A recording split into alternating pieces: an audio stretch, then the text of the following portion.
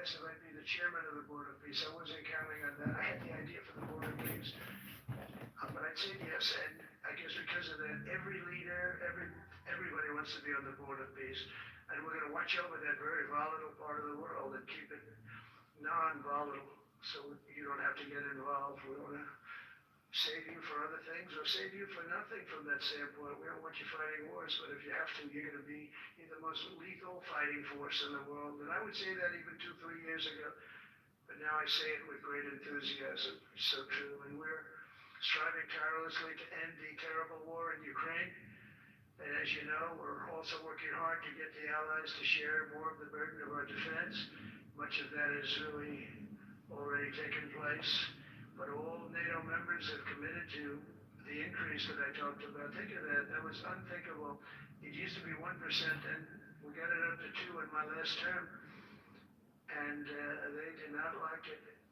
And now we got it to 5, and I get along great with all of them. In fact, they call me the president of NATO. I said, I don't think so. But they're great. They're great people, and they're spending a lot of money, and a lot of money that they should have been spending in the past. But I think Putin was a wake-up call for them, really. We're now selling large quantities of American-made weapons to NATO, and we're getting really fair pricing. We're making a lot of money. It's my hope that from Europe to Asia to the Middle East, our allies will make similar commitments to increase their military capabilities.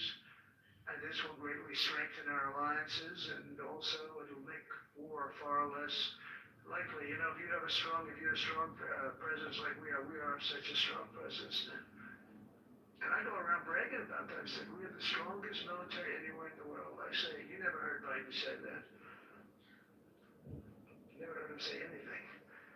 But you never heard him say, did you ever hear him say, we have the strongest military? He doesn't say that. I say it.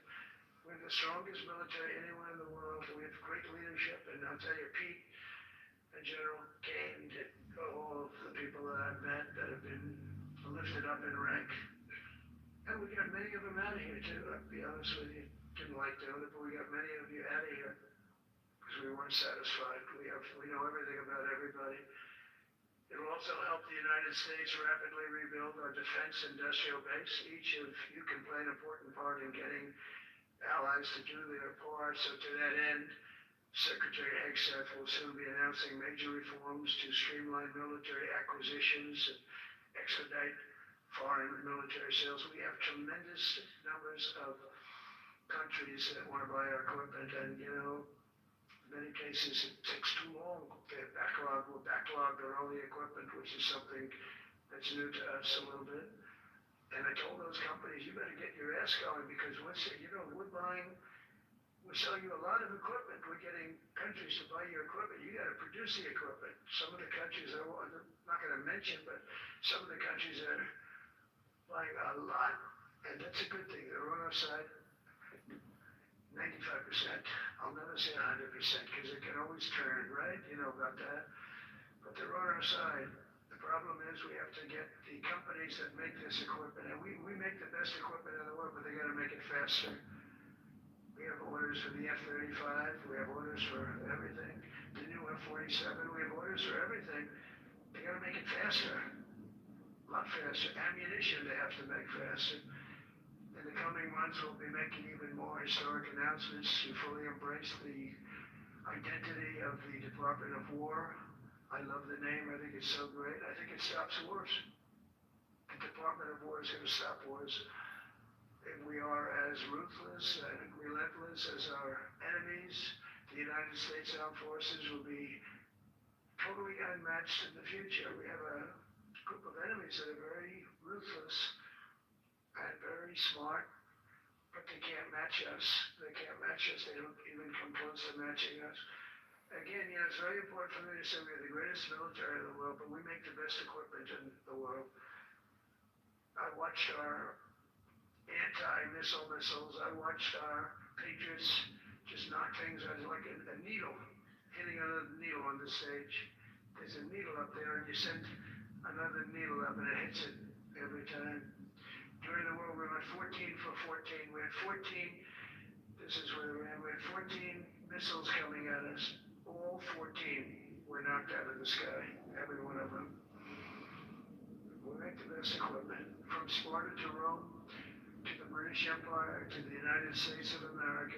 History has shown that military supremacy has never been simply a matter of money or manpower. At the end of the day, it is the culture, spirit of our military that truly sets us apart from any other nation.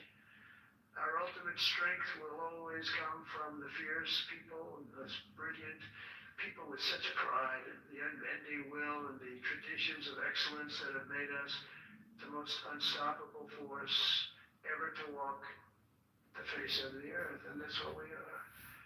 Remember, we never want to use it, but we have the most powerful nuclear capability, and I call it nuclear deterrent of any other country, nobody close. The men and women in this room inherit the legacy built and won by Washington and Jackson, Grant and Pershing, Eisenhower and Patton, Nimitz and LeMay. We carry forward the majestic military heritage passed down from father to son, soldier to soldier, and one generation of warriors to the next. You are warriors, you know that, right? You're great warriors, or you wouldn't be in this room. You're the best of the best. From Concord Bridge to Fort McHenry, from Gettysburg to Manila Bay, from Normandy to Sicily, and from the jungles of Vietnam to the dusty streets of Baghdad, America's military has charged into hellfire, climbed up jagged mountains, crossed roaring oceans, and thundered across open deserts to defend our flag, our freedom, and our homeland. Nobody does it like you. Now we are discovering American muscle, reasserting American might, and beginning the next story chapter in American military legends and lore. That's L-O-R-E. That is lore. When it comes to defending our way of life, nothing will slow us. No enemy will stop us. They cannot stop us. And no adversary will stand in our way. They won't stand in our way. We don't want them to stand in our way. We don't want to even put them in that position, but they're not going to stand in our way ever again. You'll never see 4 years like we had with Biden and a group of incompetent people that ran this country that should have never been there. Because we are the United States military, the best, the boldest, the bravest that the world has ever seen, that the world has ever known. With leaders like we have right here in this beautiful room today, we will vanquish every danger and crush every threat to our freedom in every generation to come. Because we will fight, fight, fight, and we will win, win, win. I want to just thank you once again, and God bless the United States military, and God bless America. God bless you all. Thank you very much. Thank you.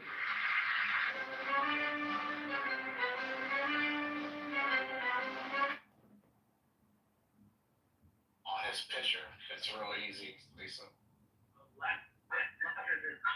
Performance artist.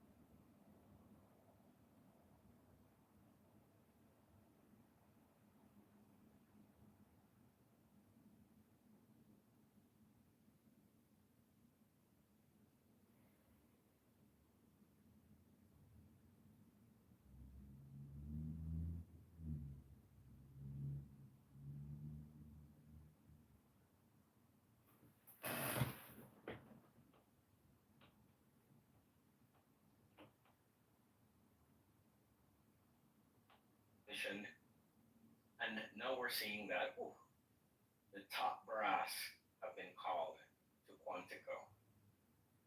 So yeah, I don't think this is the end of it. I think this is the beginning of something new, a new phase for the military, you could say. I mean, we've seen all of these changes recently. The emphasis on war, peace through strength. Those things were emphasized there. So overall, I enjoyed the speech. I thought it was good. I still think I'm missing some insight as it relates to what could be happening behind the scenes, and I'm not gonna claim to say that I know what's happening. But for now, I'll say this. So you have 800 of the top high-ranking generals that are called in. They were also told to bring their trusted assistants as well. During Pete Hegseth's speech, I got the vibe he was kind of throwing out certain, terminologies and phrases and commentary as part of a litmus test for the military brass. He even made some comments that, well, if you guys don't like what I'm saying, you can resign with honor. I thought that was pretty emphatic, kind of trying to remember some of the most impactful points through the speech, right? But, it was so long I can't remember everything, but, that stood out to me. That stood out to me. So I do think that there's something else happening behind the scenes as it relates to all of this military activity, right? So I'll leave it there. I think that there's a high potential that if I'm right about this, right? Because I'm speculating here. If I'm right about the litmus test vibe, it looks like they're testing the upper brass, possibly, right? And it looks like they may be doing some cleanup in the military too. In addition to that, I think that that's all in aid of something. Most likely, we'll probably be briefed on special operations that are upcoming. Why else would you call all of them back? That's kind of my thinking, right? And I could be wrong there, but we'll see what happens. I will drop the mic, but before I do that, I want to welcome the speakers to the stage. And once again, if you'd like to join us on the stage, feel free to come on up. Hand raising is open. And yes, let me do a call out, a shout out from the bottom up. Let me refresh here. All right, we've got joining us on the stage, Frank B, Miss Christine, Ben, Brenda, Sam, Karen, Frederick, Judy, Debbie, Lori, Sandy, Tech Crystal, producer, and Denver. Thank you all so much for joining us on the stage.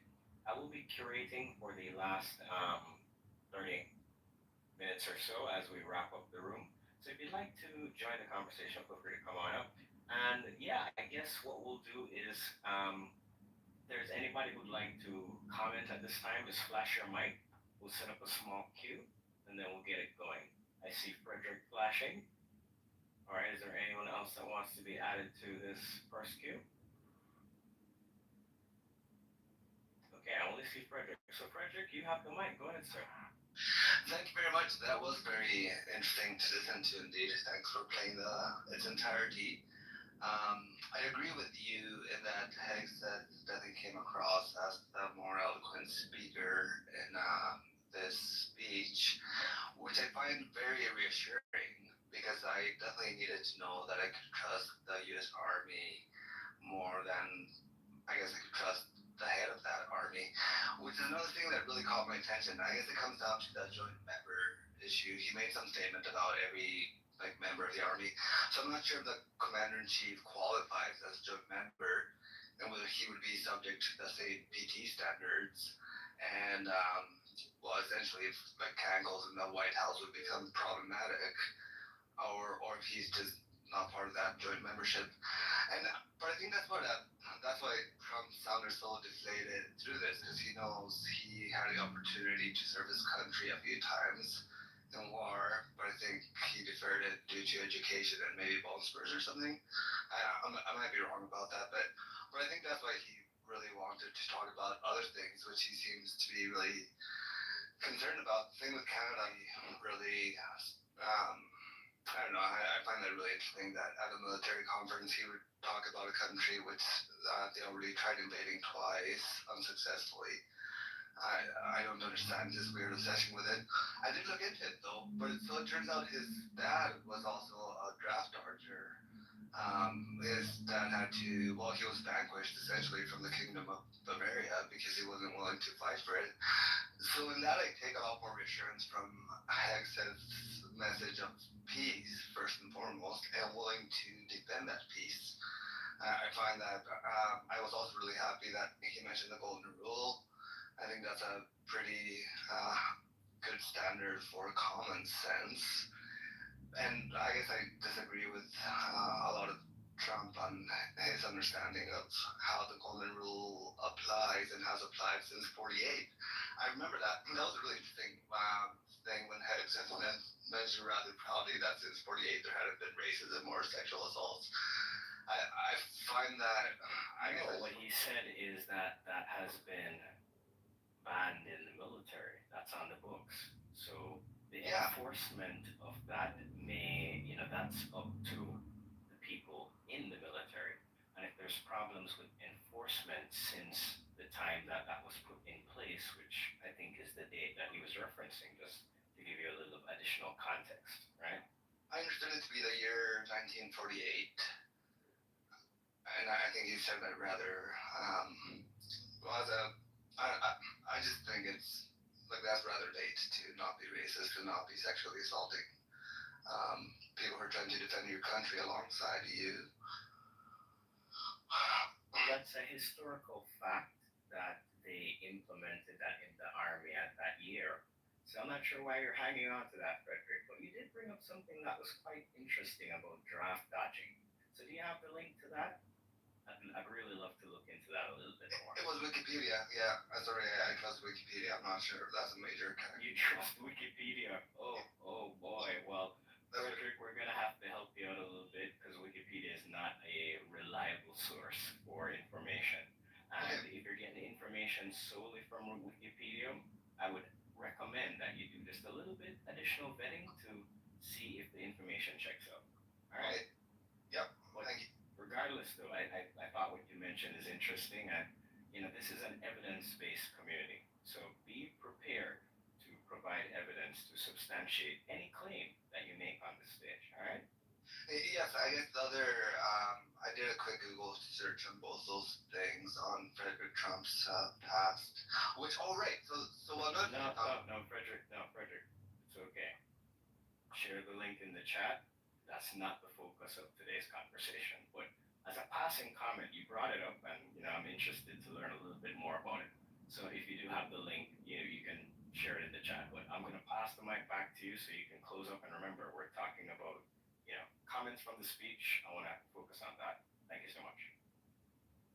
Thank you. To be clear, you want the link to Frederick Trump's, like why he was banished from the Kingdom of Bavaria, like that dodging history, or yeah, that one. No, that one specifically, the one about that would be Trump's father, right? Yep.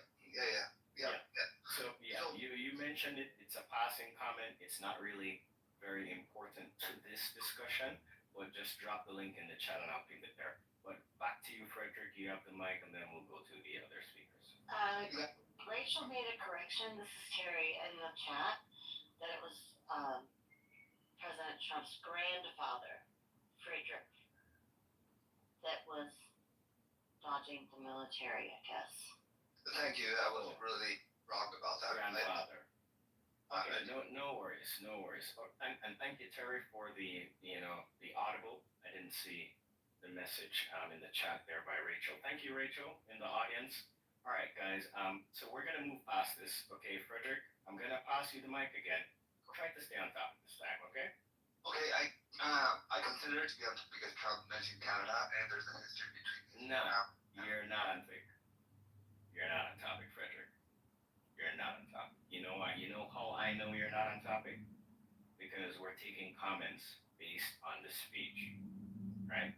You mentioned Canada, and you're taking us down another path because of your particular biases. Can you put that behind you and focus on the speech that was made? I have difficulties putting it behind me because the United States of America is the only country that has tried invading mine twice. So hearing that, What's your country? Canada, hearing that, When did the United States try to invade Canada twice? Do you have reference for that so that I can look into that? I think it was 2 different years. I think it was 1812 and maybe earlier on, like 17 something. So you're bringing us back to 1812 right now. Okay, Frederick, No. here's what I'm gonna do. Don't mention that. I'm gonna move you to the audience, right? We're gonna move on to other speakers. Is there anyone else who'd like to comment? We have limited time.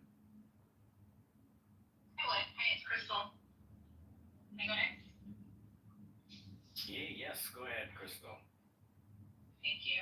So, I agree wholeheartedly that Hegseth's speech was definitely powerful, it was direct, it was necessary, and I will say that almost the entire time he was talking, I just kept visualizing this social media post I had seen a couple years ago. A lot of you guys hear me have probably seen it too, where there was a classroom of, I don't know if they were Chinese, I'm guessing they were Chinese kids that were assembling and disassembling weapons, and the comment or the caption said that, while our kids are occupied with TikTok, what these kids are learning, and that just kept replaying in my head.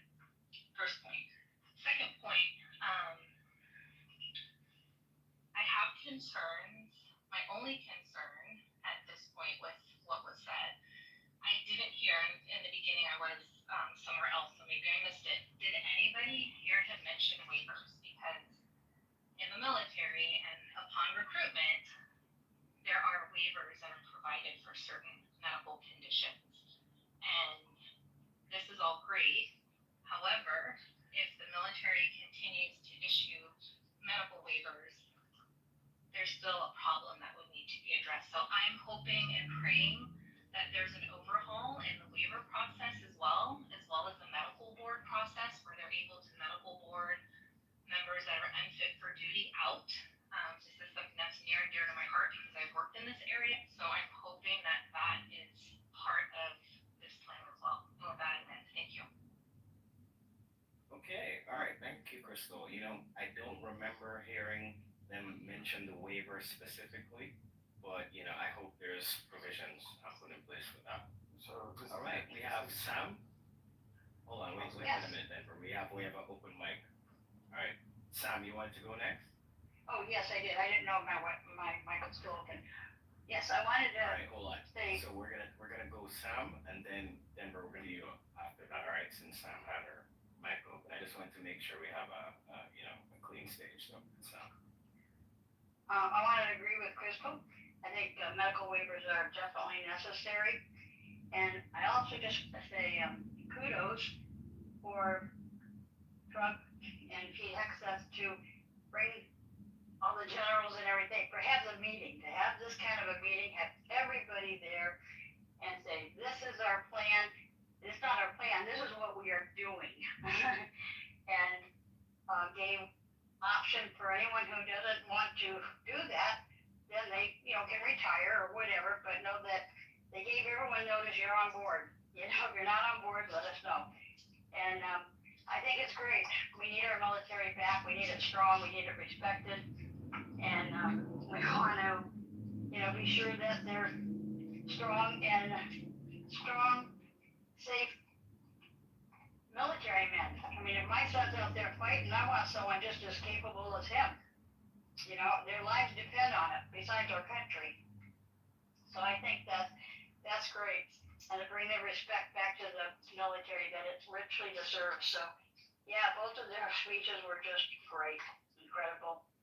I just wanted to say kudos, and I'm really happy that they did that. I don't think, has there been another administration ever do that?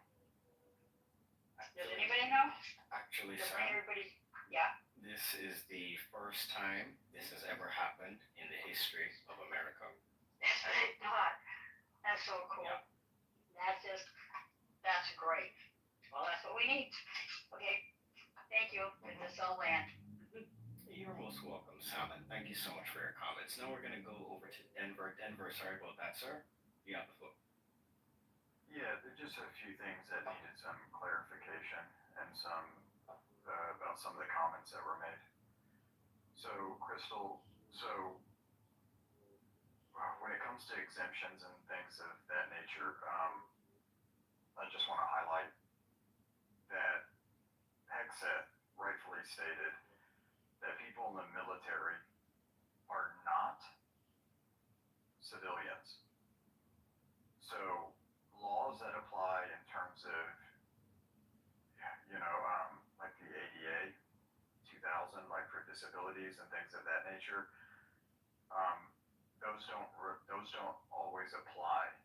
Now, with that said, I want to clarify that if they're a constitutional protection, such as freedom of religion, then that has to be honored even in the military, because being in the military does not prevent you from being protected by the Constitution. So that's a distinction that I want to make. So are there going to be exemptions? There are. What are they going to be related to is the question. Because the medical exemptions are not protected under the Constitution as we know it for the military, to my understanding. But the religious ones and things of that nature are. So I think that's an important distinction that I wanted to share with you. Also, I wanted to make the statement. Frederick made a comment on, and I've seen this on X as well, that does this conditioning requirement apply to President Trump? And there have been a lot of quote unquote leftists or liberals or whatever you want to say that have been saying, oh, he eats McDonald's or whatever. But to understand how our military is in the United States is our military has a civilian commander-in-chief. So he is actually not part of the military, but he oversees the military as the commander-in-chief. So these are very important distinctions, but they can be subtle if people aren't paying attention to basically how our system of government works and how some of the laws state these things. So I just wanted to clarify a few of those things. I'll land there. Well, that was awesome. Very informative as usual, Denver, and thank you so much for clarifying. Crystal, I hope you gained some insight into the specifics and the details. Denver, that was concerned. And thank you for addressing what Bridget brought up with that aspect as well too. So we got clarity in a lot of areas there. So I think we can move on now to some other speakers. Welcome to the Truth Seekers Tavern, everyone. Grab your coffee, grab your tea. We're taking some post commentary after the address to the military leaders from the War Department. We heard from Secretary of War Pete Hegseth, and we also heard from the President of the United States, the Commander-in-Chief Donald Trump. So let's pass the mic around. We have a few more minutes before the top of the hour. Who would like to grab the mic before we close out? Hello, researcher. Hey, Frank. What's happening, sir? All right. When you mentioned about behind the scenes, I think you mentioned something about behind the scenes in both speeches. And I know for a fact there's at least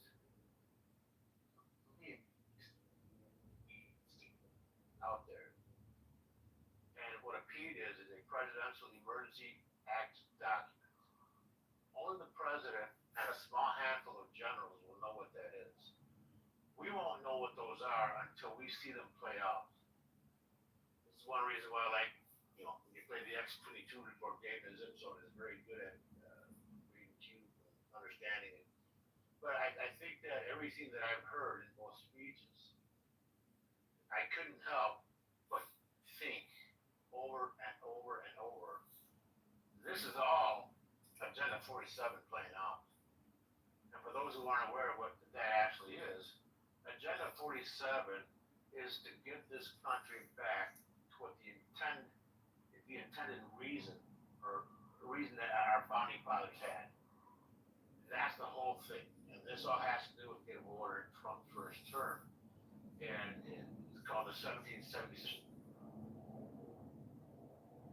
These people, people in Trump's administration, has been part of this committee.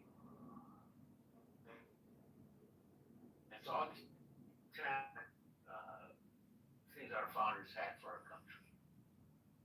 I mean, Agenda 47 just kept on just ringing in my head, screaming in my head. You know, and it has to do with, I think, 29 different policies. Some are the same, some are different. But it all has to do with the United States basically being reversed. That's what we're seeing. In the last 5 years, 6 years, it's been like, we had to feel it, we had to experience it. And, you know, it's never going to be easy. It's never going to be pretty, you know. But it's happening. And I think Hex says it's spot on. I think I listened to some of the things he said, and I should have wrote it down. I was driving when I was listening to it. But if I listen to the tape again, there's going to be some clues and subtle hints about what some of those peaks are. And the other thing for me to look for is when there was peace last time with Trump, when he was visual president. The Democrats and rhinos tried to get their hands on that stuff, and they couldn't.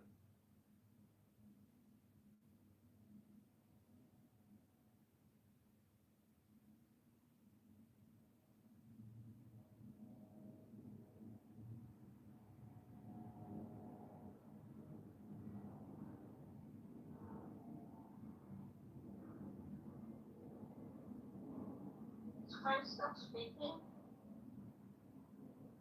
Yeah, I don't hear him. Testing 1, 2, 3, Frank. I think we may be having some connection issues with Frank. Yeah, I thought it was on my side, so I wasn't too sure. I was actually checking my connection, but we seem to have lost Frank. While we wait for Frank to come back, is there anyone who would like to grab the mic? We have time for maybe 1 or 2 more quick comments before we close out. I can share some thoughts about it. So it's you know, the feeling of how Hegseth was speaking. This was it. Actually, someone posted something like an excerpt from Kindergarten Cop, where Arnold Schwarzenegger was speaking like the 5th graders and stuff. So we're basically just from an authority perspective talking at people versus talking to people, which was interesting because he was basically asserting what the military was going to be moving forward. But he also covered himself when he was stating that he knows a lot of the people in the crowd were actually already doing a lot of these things. But it sounded like what he was doing was, you know, flushing people out. And so that's what this seems to be, in my personal opinion, to try and do a shakedown of finding out who's committed and who's not. He actually referenced this in the speech when he stated that some people were, you know, yes, following orders, but were they deep believers in what was going on? And so he did make that distinction, which I thought was important. You know, and I thought his address was a lot more pointed and precise than Trump's. But Trump was touching on a lot of different elements. But he also was, I think, setting it up to understand too that essentially I would sum it up as in the United States is being bullied anymore by people within it or ideologies or other countries. And that's basic. That's more embarrassing on you, bro. Like, you're the reason why people actually hate Somalis. Bro. Like, why do you want to touch what Travis from? Bitch? How do you know me, bitch? This is not the first time you literally jumped on people for that, bro. One time I was speaking with that man, you jumped in and asked how Ethiopian. I'm actually quite Ethiopian. Is there anything wrong with that? Ask absolutely not. I got Why nothing you want to know that? against you. Why do you want to know that? I got nothing against you, please, my dear friend. You're the one that's jumped to conclusions, okay? Much love to I'm you. the one that's what? Said, I have nothing against Ethiopian. I'm saying in general, there are people Why that do have you want then? Why do you want to know before you do and you come against them? That is a very good question. That is a very good No, question. This nigga is. Land of mansion, bro. Even mansion. Nah. Because they're asking for where people are from in Somalia. And you know that's bad. You know that's not something you're doing, right? So why do you do that? And then you have the audacity to say This nigga is. people, you know, sort of claim Somali. A lot of people do that. Nobody fucking cares, bro. Like, stay Somali. Brother Side, may I interject, Brother Side? Go ahead. I just want to say peace and blessings to you, first and foremost, right? But the reason why I asked the brother Armando when he said he was Caribbean, I'm Caribbean myself, so I was kind of curious, what island he came from in the Caribbean. You know, that's why I asked brother Armando that, so I wanted to apologize for the confusion. No, sorry, Chucky. beyond. But I want to, I said, It's so not first of all, why? I've noticed a certain pattern with Rondo in it, and I find that quite elastic. What's that habit of always trying to people where people are actually from, so that you can actually, just say, like, what do you want to say? Why try? Nothing. Is that a big thing? I'm not racist. Unless you're a Zion, then halas. Or you from the Zionism. If you're, Then why are you so interested in learning if people are landers or not? Exactly. Exactly. Why would you be interested in that if you are not racist? So it's beyond this. It's not racist. So salute to my fellow Caribbean brother, we in here, you heard? Yeah. Hell yeah. See, we taking this shit over. Yes, sir. We black, we Jewish. So, Armando, the question is, if you respect Prophet Jesus, peace and blessing upon him, right? Yeah. Why don't you respect the place where he was born, Bethlehem, Palestine? Okay, I do respect it. That is not a smart question. Okay, And I do respect it. that is a smart question.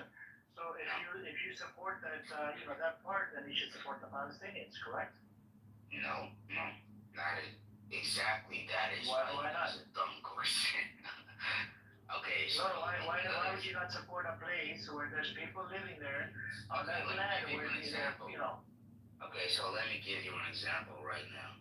What if I had a family and my family was like 15,000 people or maybe 5 million people, and we were like, okay, we're gonna take over Bethlehem, and then we kill all Palestinians and Jewish people and whatever they had there, and then in 500 years, someone like you would ask someone like me the same question. What would they say? Would they have to support me because they support Jesus? Armando, No. Armando, can you tell the room who killed Prophet Jesus, peace and blessing upon him? Jews. So the people that are living on that land are the majority. Hold on. The people on that land living majority Muslims. Yeah. So then, what problem do you have, supporting the Palestinians because they're Muslims? They respect Prophet Jesus, peace and blessing upon him. They don't respect Jesus, first of all. They don't respect Jesus, first of all. They do. Muslims don't respect Jesus, first of all. Yes, we do. They don't. No, you don't. No, Yes, we do. Yes, we do. Yes, we do. Stop lying. Yeah. Armando, can I ask you a question? Yeah. What is your nationality? Dutch. Europe. But I'm black.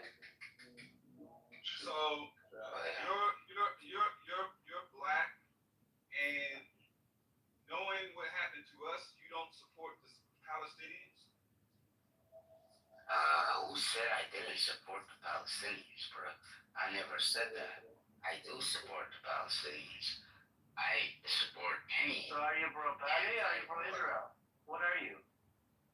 I am neither. See the contradiction there in the statement? He said he supports the Palestinians, but when you ask him a question, are you pro-Palestine or pro-Israel? Okay, so let me clarify. Let me clarify. He don't speak for the rest of us. No, he don't speak for the rest of us. We support Palestine. You don't speak for the rest of us. You don't speak for you. You only speak for you. The black community does not.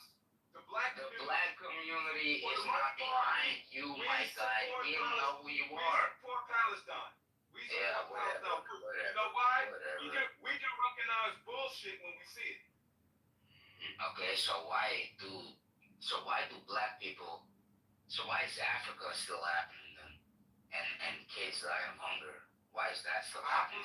Listen, I don't know about all that. If you can see, you don't know about all that. Shut the fuck up, bro. Bro, you too dumb, bro. Yo, Balenciaga. You too dumb. Yo, Balenciaga, you can hear me, brother?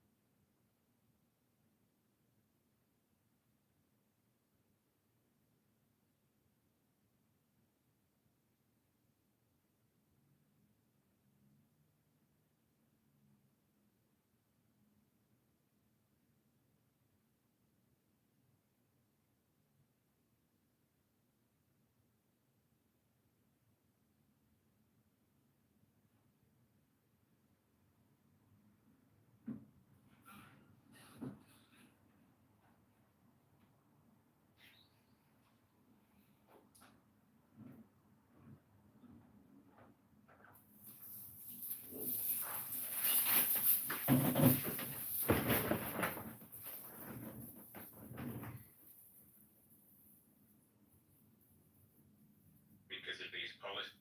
All right.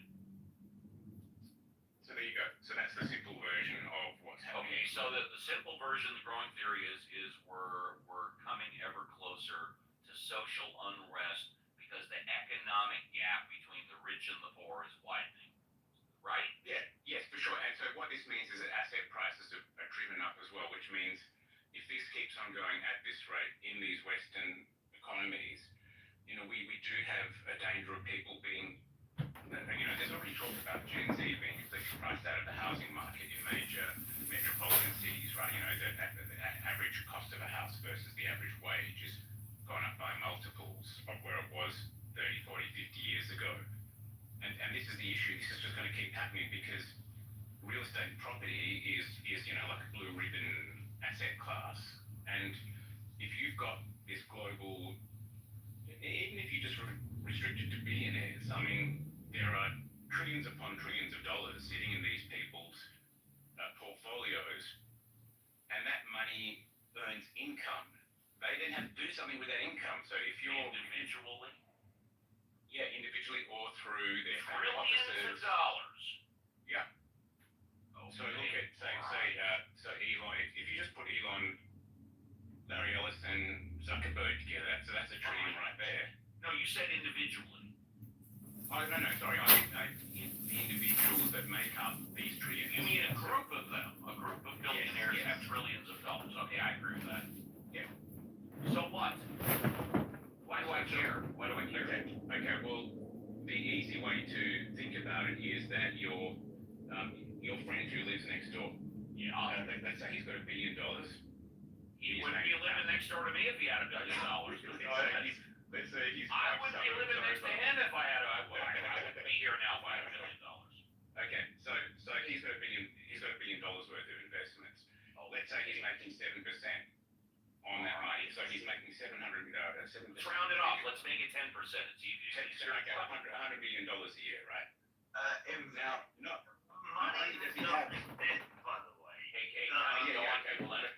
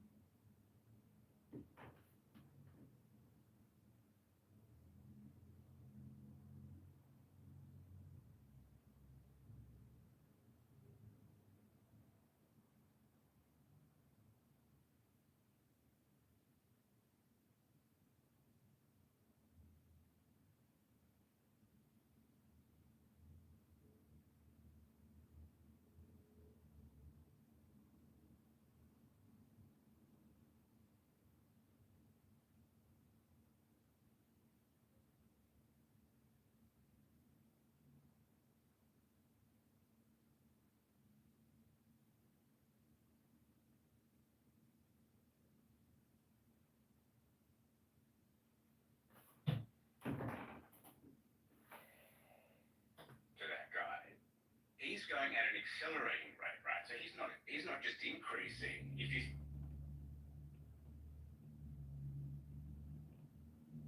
be translated as the book of the imminence of the way, or the book of the way and of how it manifests itself. let's just make it 10%.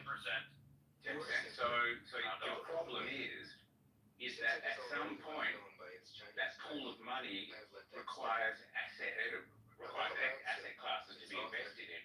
There's practically nothing to be said. He may have been an older contemporary of Confucius, 551 to 479 BCE. He may have held the position of archive keeper in one of the petty kingdoms of the time. But all the information that has come down to us is highly suspect. Even the meaning of his name is uncertain. The most likely interpretations, the old master, or more picturesquely, the old boy. Like an Iroquois woodsman, he left no traces.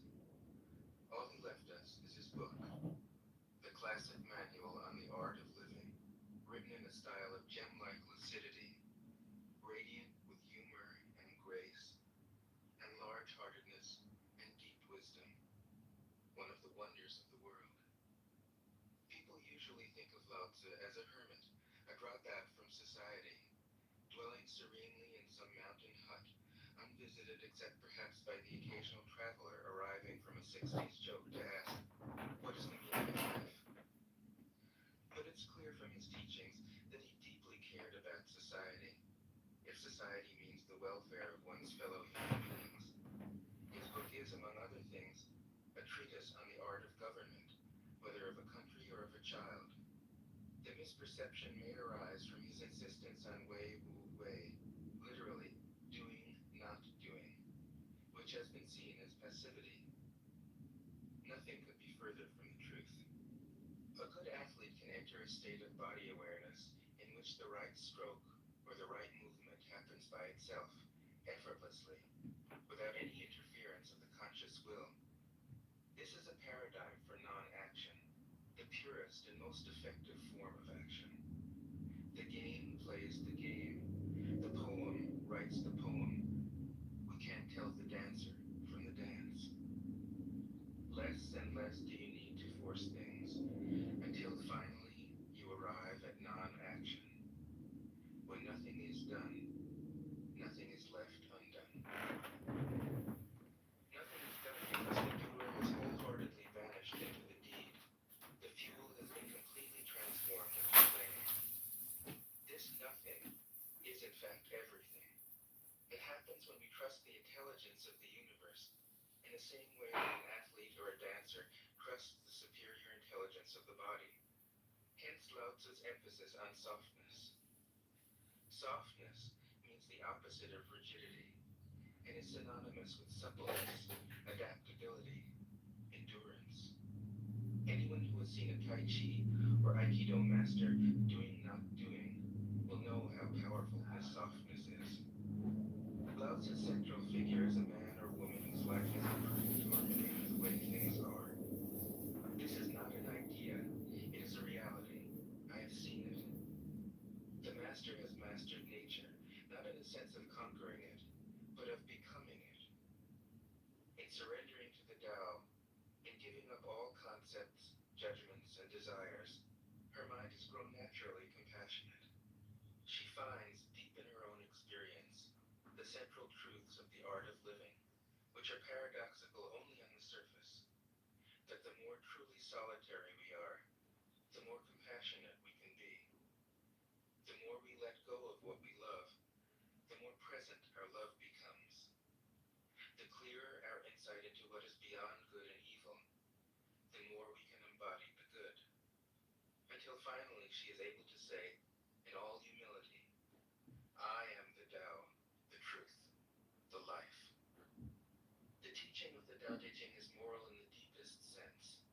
Unencumbered by any concept of sin, the master doesn't see evil as a force to resist, but simply as an opaqueness, a state of self-absorption, which is in disharmony with the universal process, so that, as with a dirty window, the light can't shine through.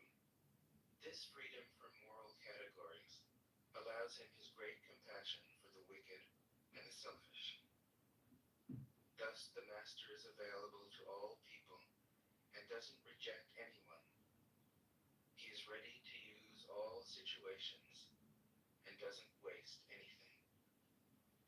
This is called embodying the light. What is a good man but a bad man's teacher? What is a bad man but a good man's job? If you don't understand this, you will get lost, however intelligent you are. It is the great secret. The listener will notice that in the many passages where Lao Tzu describes the master, I've used the pronoun she at least as often as he. The Chinese language doesn't make this kind of distinction. In English, we have to choose. But since we are all potentially the master, since the master is essentially us, I felt it would be untrue to present a male archetype, as other versions have ironically done. Ironically, because of all the great world religions, the teaching of Lao Tzu is by far the most female. Of course, you should feel free throughout the recording to substitute he for she, or vice versa. As to method, I work from Paul Harris's literal version, which provides English equivalents, often very quaint ones, alongside each of the Chinese ideograms. I also consulted dozens of translations into English, German, and French. But the most essential preparation for my work was a 14 years long course in Zen training, which brought me face to face with Lao Tzu and his true disciples and heirs, the early Chinese Zen masters.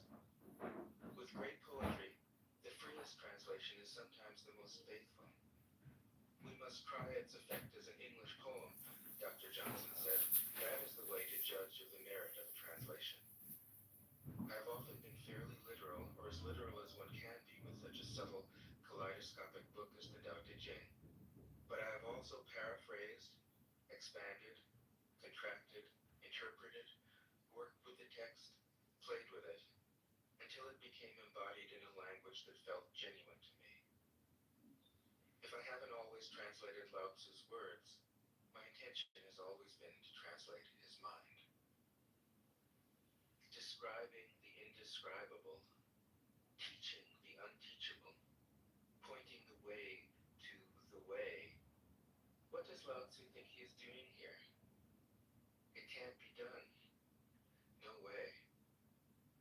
Hence, Po Chu-yi, poet and stand-up comedian, wrote, "He who talks doesn't know, he who knows doesn't talk." That is what Lao Tzu told us in a book of 5,000 words. If he was the one who knew, how could he have been such a blabbermouth?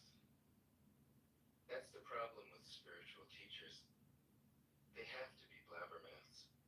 But their words are, in the traditional Buddhist metaphor, fingers pointing at the moon. If you watch the finger, you can't see the moon. How meticulous the great masters had to be. A monk asked Matsu, "Why do you teach mind is Buddha?" Matsu said, "To stop a baby from crying." The monk said, "When the crying has stopped, what then?" Matsu said, "Then I teach, not mind, not Buddha." The monk said, "How about someone who isn't attached to either?" Matsu said, "I would tell him, not beings." The monk said, "And what if you met a man unattached to all things? What would you tell him?" Matsu said, "I would just let him experience the great Tao." In fact, the truth is right before our eyes, right under our noses. So simple that every child understands it. And yet, as Bankei said, the farther you enter into it, the deeper it is. Where is the way to the way?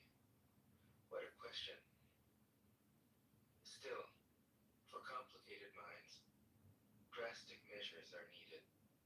Lao Tzu's book was written as a response out of grandmotherly kindness. According to the oldest biography, Lao Tzu lived for a long time in the country of Chu, but seeing its decline declined. He departed. When he reached the frontier, the guard said, "Since you are going away, sir, could you write a book to teach me the art of living?" Thereupon, Lao Tzu wrote his book about the Tao and departed. This is legend, but it is an accurate description of the way in which true teaching happens. He who knows doesn't talk, but words are no hindrance for him. He uses them as he would use gardening tools. When someone asks, he answers.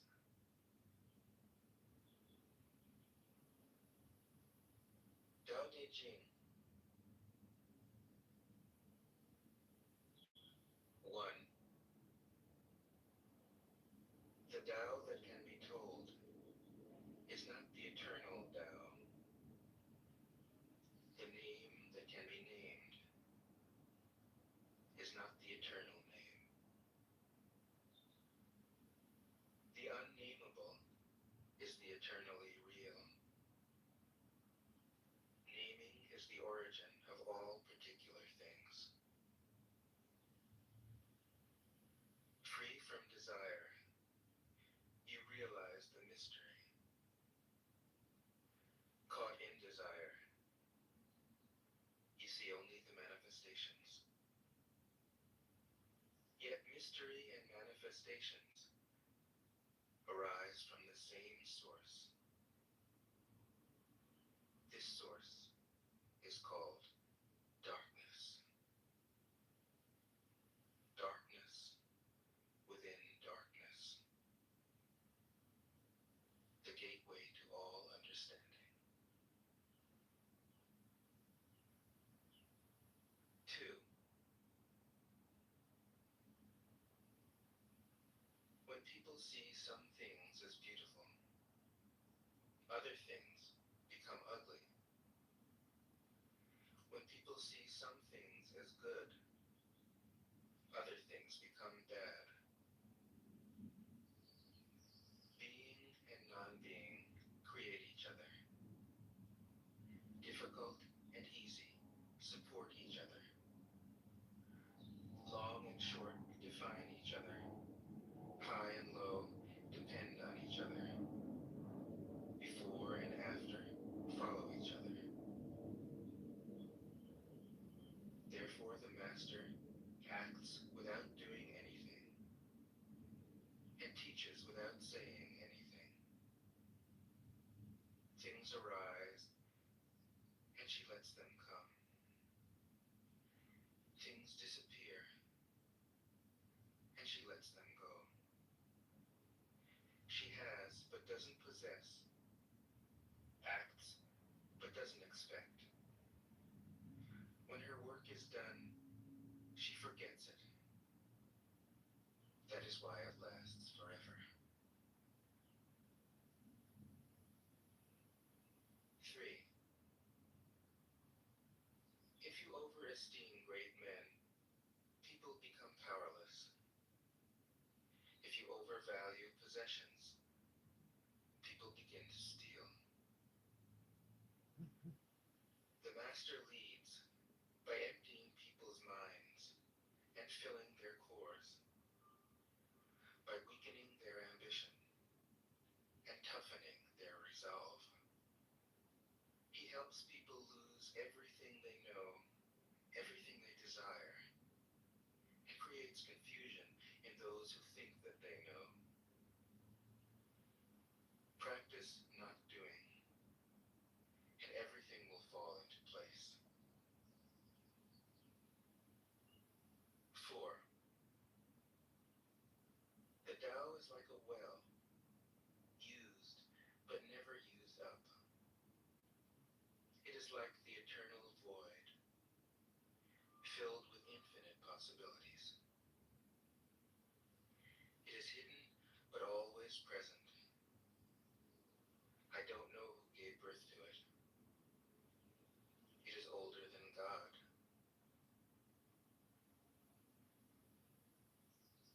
5. The Tao doesn't take sides. It gives birth to both good and evil. master doesn't take sides. She welcomes both saints and sinners. The Tao is like a bellows. It is empty, yet infinitely capable. The more you use it, the more it produces. The more you talk of it, the less you understand. Hold on to the center. 6. The Tao is called the Great Mother. Empty, yet inexhaustible, it gives birth to infinite worlds. It is always present within you. You can use it any way you want.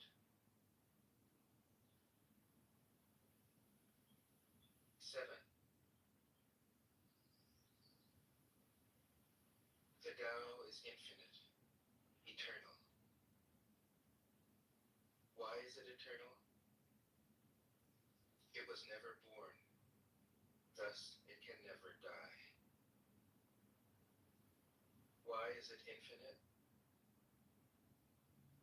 It has no desires for itself, thus it is present for all beings. The master stays behind. That is why she is ahead. She is detached from all things.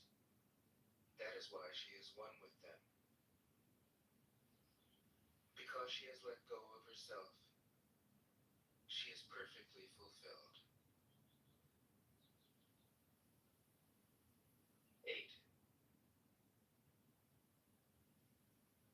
The supreme good is like water, which nourishes all things without trying to. It is content with the low places that people disdain. Thus, it is like the Tao. In dwelling, live close to the ground. In thinking, keep to the simple. In conflict, be fair and generous. In governing, don't try to control. In work, do what you enjoy. In family life, be completely present. When you are content to be simply yourself and don't compare or compete, everybody will respect you.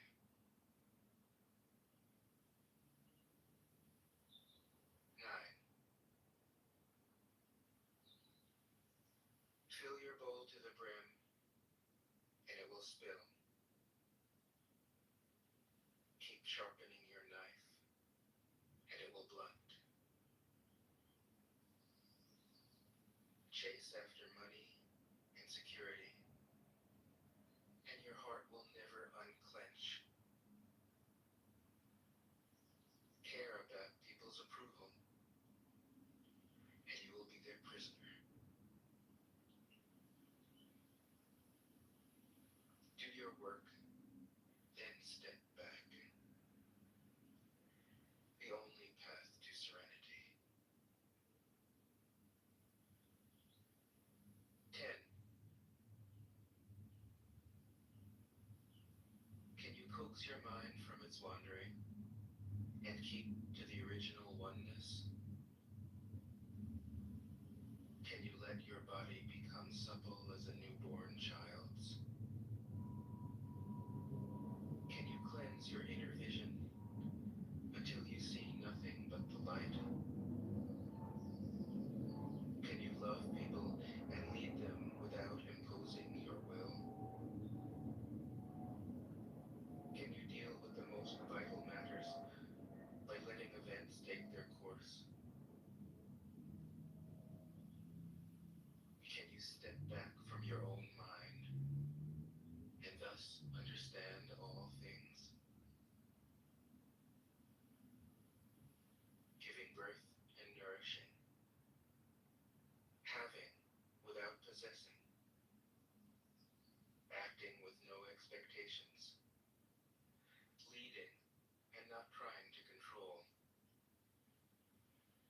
This is the supreme virtue.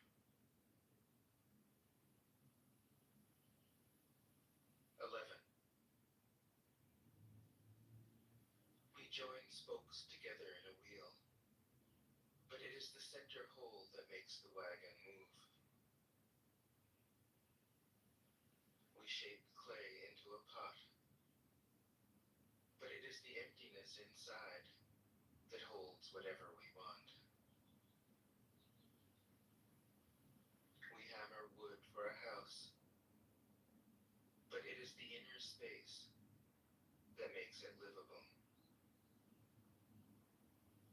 We work with being, but non-being is what we use. 12. Colors blind the eye. Sounds deafen the ear. Flavors numb the taste. Thoughts weaken the mind. Desires wither the heart. The master observes the world, but trusts his inner vision. He allows things to come and go. His heart is open as the sky.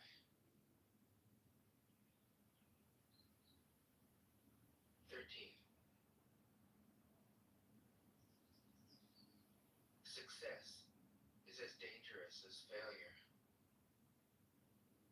Hope is as hollow as fear.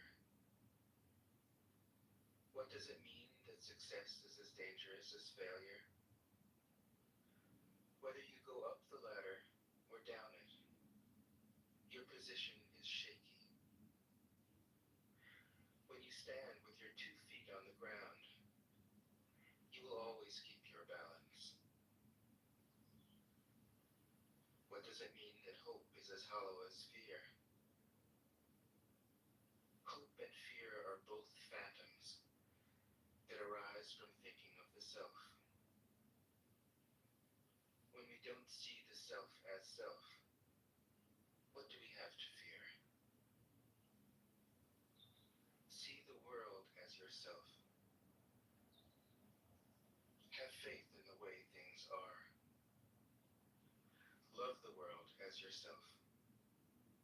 Then you can care for all things. 14. Look,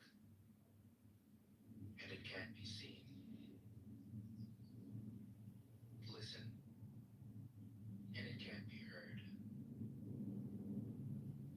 Reach, and it can't be grasped. Above, it isn't bright.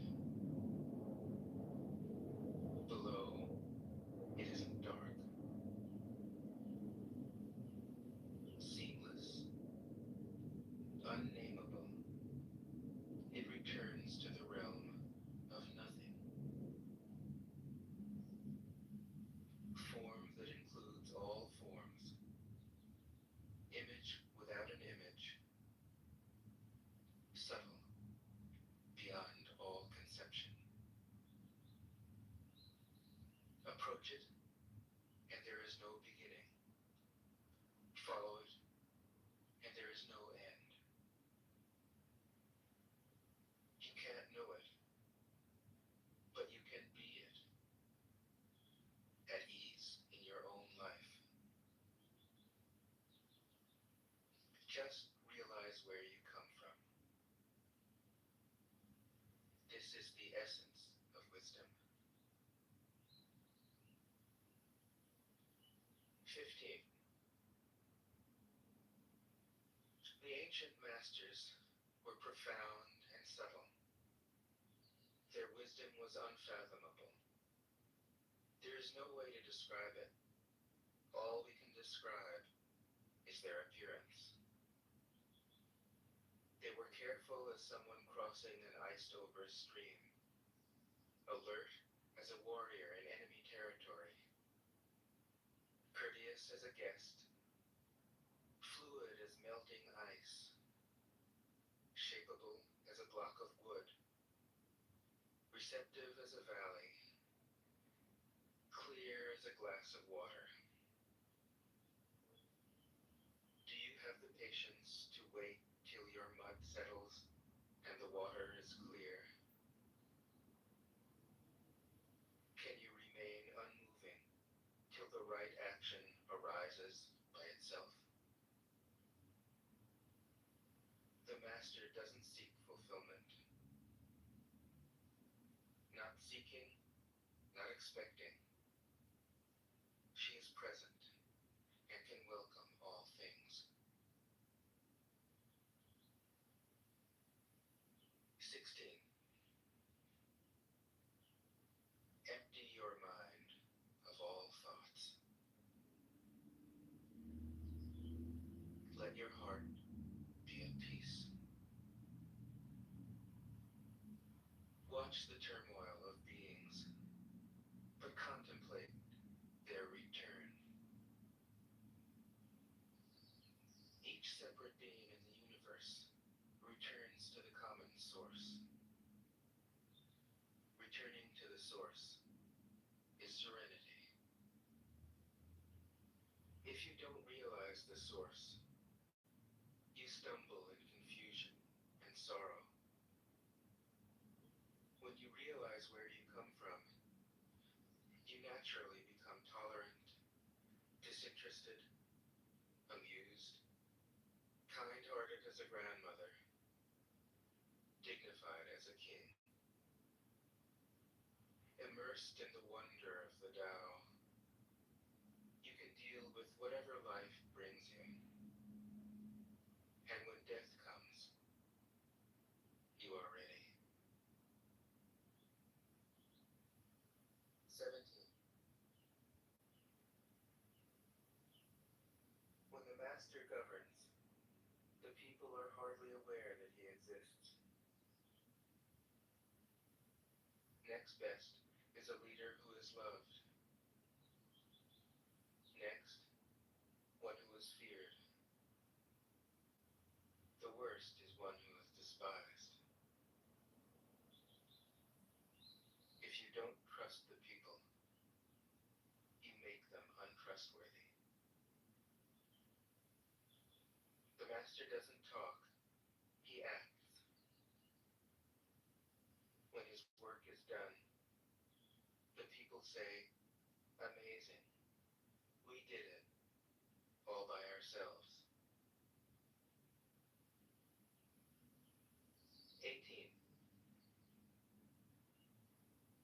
When the great Tao is forgotten, goodness and piety appear. When the body's intelligence declines, cleverness and knowledge step forth. When there is no peace in the family, filial piety begins. When the country falls into chaos, patriotism is born. 19. Throw away holiness and wisdom, and people will be 100 times happier. Throw away morality and justice, and people will do the right thing. Throw away industry and profit, and there won't be any thieves. If these three aren't enough, just stay at the center of the circle and let all things take their course. 20. Stop thinking and end your problems. What difference between yes and no? What difference between success and failure? Must you value what others value, avoid what others avoid?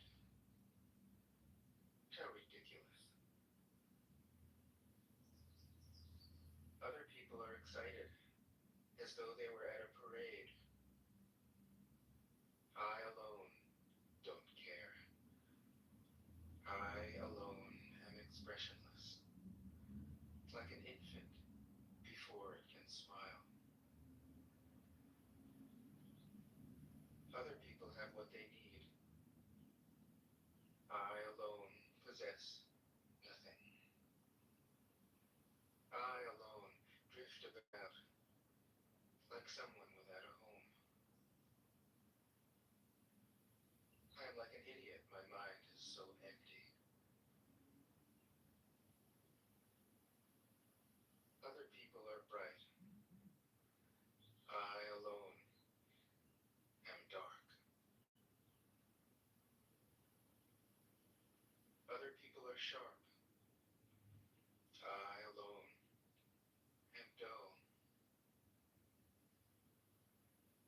Other people have a purpose. I alone don't know. I drift like a wave on the ocean. I blow as aimless as the wind. I am different from ordinary people. I drink from the great mother's breasts. 21. The master keeps her mind always at one with the Tao. That is what gives her her radiance. The Tao is ungraspable. How can her mind be at one with it? Because she doesn't cling to ideas. The Tao is dark and unfathomable. How can it make her radiant? Because she lets it. Since before time and space were, the Tao is. It is beyond is and is not. How do I know this is true? I look inside myself and see.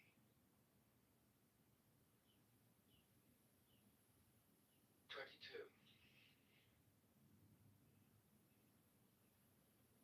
If you want to become whole, let yourself be partial. If you want to become straight, let yourself be crooked. If you want to become full, let yourself be empty. If you want to be reborn, let yourself die. If you want to be given everything, give everything up. The Master, by residing in the Tao, sets an example for all beings. Because he doesn't display himself, people can see his light. Because he has nothing to prove, people can trust his words. Because he doesn't know who he is, people recognize themselves in him. Because he has no goal in mind, everything he does succeeds. When the ancient masters said, if you want to be given everything, give everything up, they weren't using empty phrases. Only in being lived by the Tao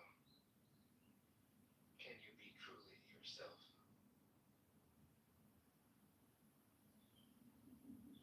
23. Express yourself completely, then keep quiet. Be like the forces of nature. When it blows,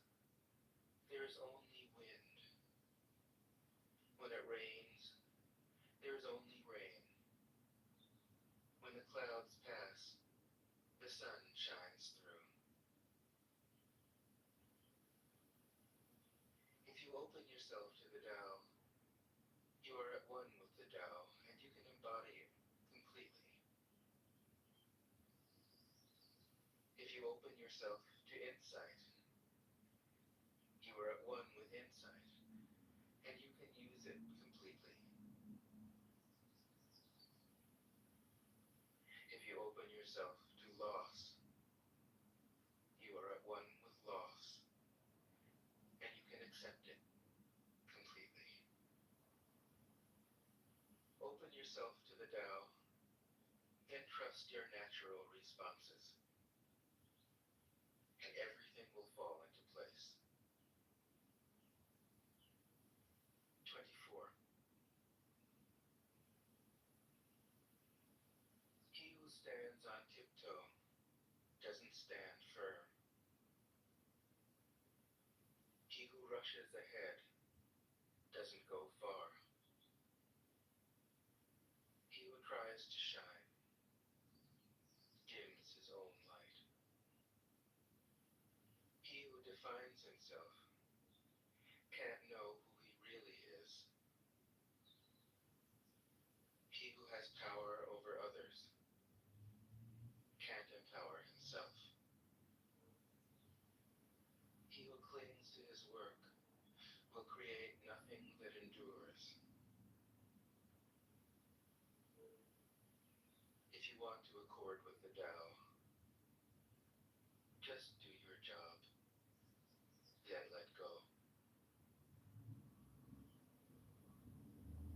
25.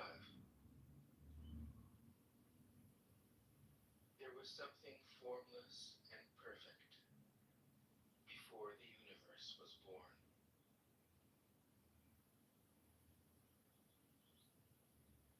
It is serene, empty, solitary, unchanging, infinite, eternally present. It is the mother of the universe. For lack of a better name, I call it the Tao.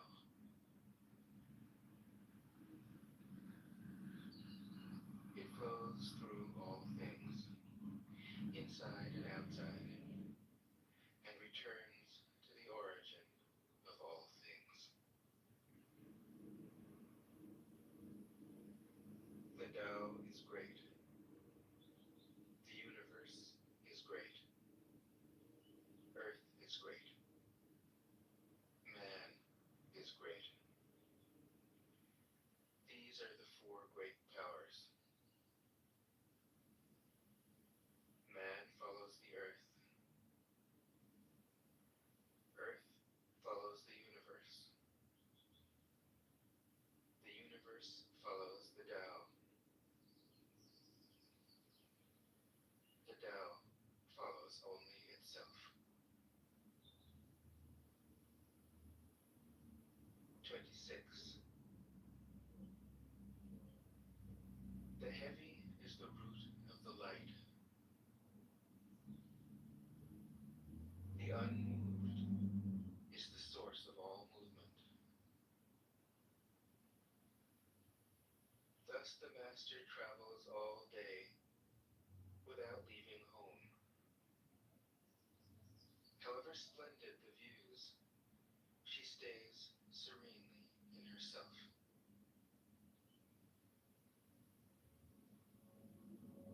Why should the lord of the country flit about like a fool?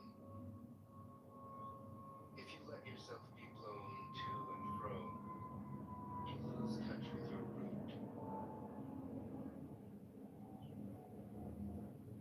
If you let restlessness move you, you lose touch with who you are.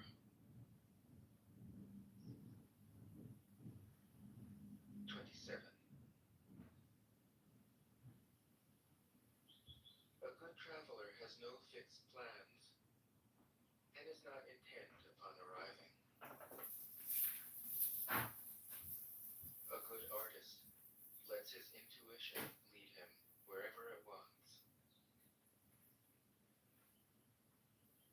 good scientist has freed himself of concepts and keeps his mind open to what is. Thus, the master is available to all people and doesn't reject anyone. He is ready to use all situations and doesn't waste anything.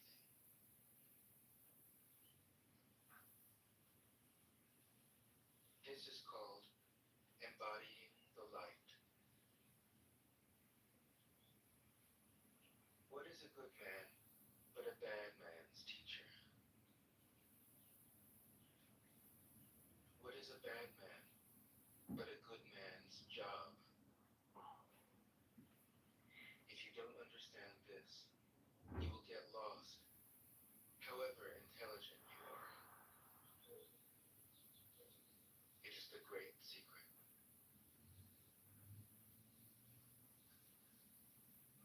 28. Know the male, yet keep to the female. Receive the world in your arms. If you leave the world, the Tao will never leave you, and you will be like a little child. Know the white, yet keep to the black. The pattern of the world. If you are a pattern of the world, the Tao will be strong inside you, and there will be nothing you can't do. Know the personal. If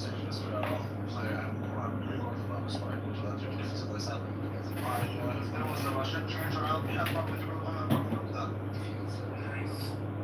The Tao will be That's fine. There's nothing wrong with that. I can go to the Georgian church. to your primes. So what? I can go to, doesn't matter. They're Orthodox. So it's just a different, it's jurisdictional, bro. That's what I'm telling you. If I start, for example, the church, the Orthodox Church of America, okay?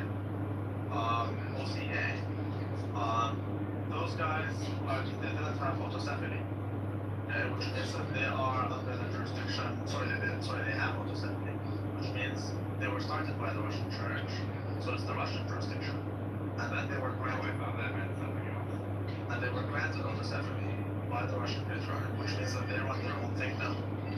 Okay, they have their own thing.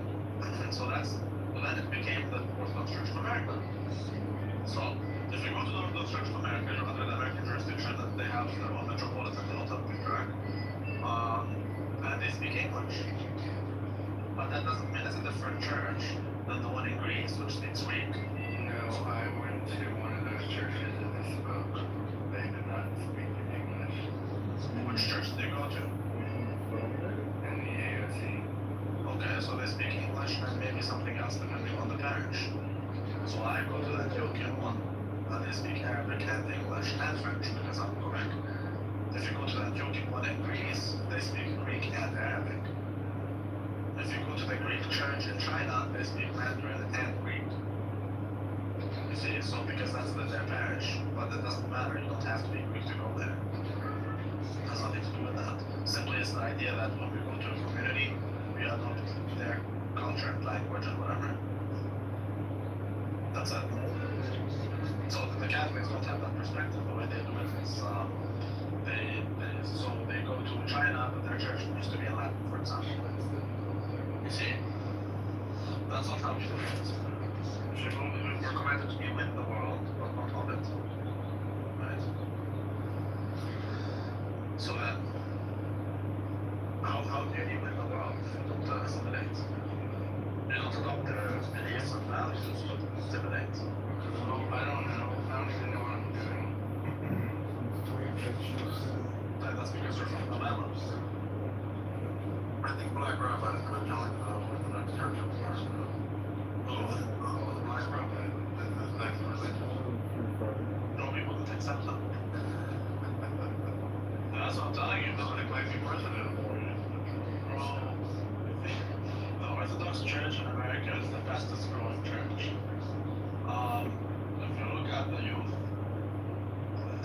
male youth, like the growth of orthodoxy is astronomical. We're not looking for people, we don't care, like that's the Orthodox, we don't care, we don't play the game of numbers, we don't do that. That's for the Catholics. And the Muslims, we don't. People are seeking out orthodoxy. Yeah, we want quality, not quantity, so it doesn't matter. Oh, you sound like the Orthodox Jews. They come look for us. Bro, the Orthodox Jews say that because they can't get anyone. Ah, I am the bro, to be honest with you, bro. No, that's just what it is. The Jews can't defend their faith. It's a very weak, they're very weak, bro. Maybe I know you're Jew, I don't care, I'm just telling you the truth exactly as it is. listen, I already told you I'm trying to start my own Jewish Orthodox church. If you're interested, You can come to the shut down my ideas. Orthodox church. What up, what's up? You can come to the Orthodox church. Yeah, no, I don't want to be around a bunch of fucking Arabs. Then don't go there. If you don't want to, don't go to the I want to be, and we need to start a Jewish, right? I think you would prefer the Arabs. Yeah, maybe. I would be, I just think that there should be a Judean right now. I haven't given up on that idea, bro. There is a Judean right. Yeah, I know what you're gonna say. It's, whatever, the Jerusalem patriarchy or something like that. It's not a patriarch, it's under the Greek one, but sure, maybe there becomes an Israeli jurisdiction. We're open to that. I doubt it, but we're open to, but it'll have to be granted by the Greek jurisdiction. You don't think it's a future possibility? It could be if they're granted autocephaly. Okay.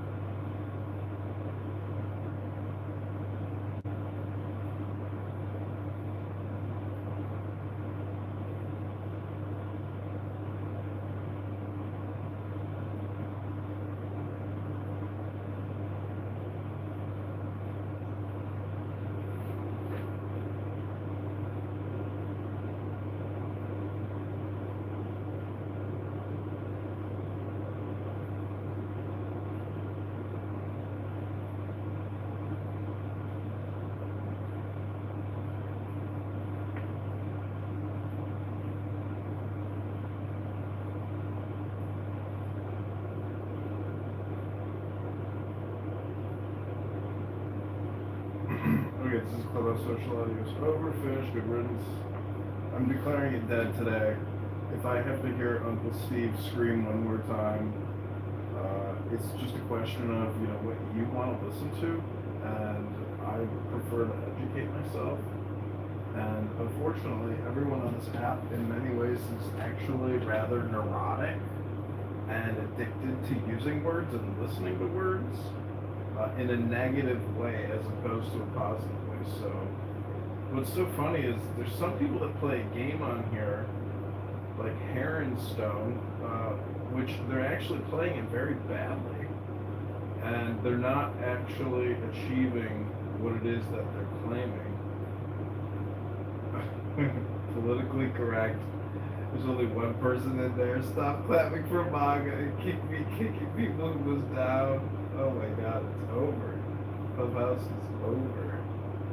There's nothing left. The vacuum has exasperated itself. There's no God. Hey everybody! Religion. What kind of a... Hey, John. Hey Honey Badger, long time no see. How are you? I see you're still doing the same type of rooms. Johnny? How's the campaign? We're good. We got 1,100 signatures. We're going to get on that ballot, and we are going to defeat the Rhino, the vaccinologist, the super debt creator, Darren LaHood.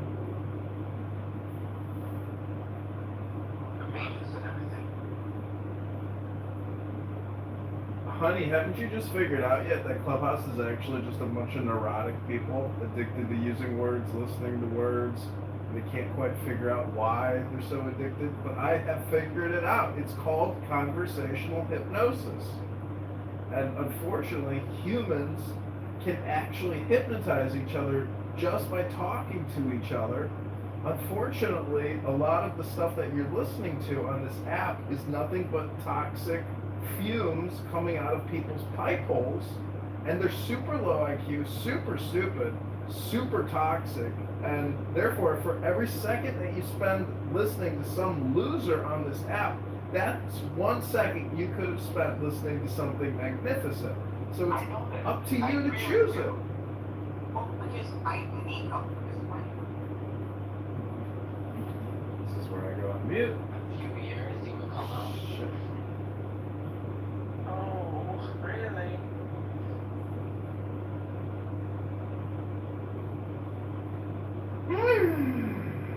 To me, that means that Trump, you know, has done something to transfer the most wealth to individuals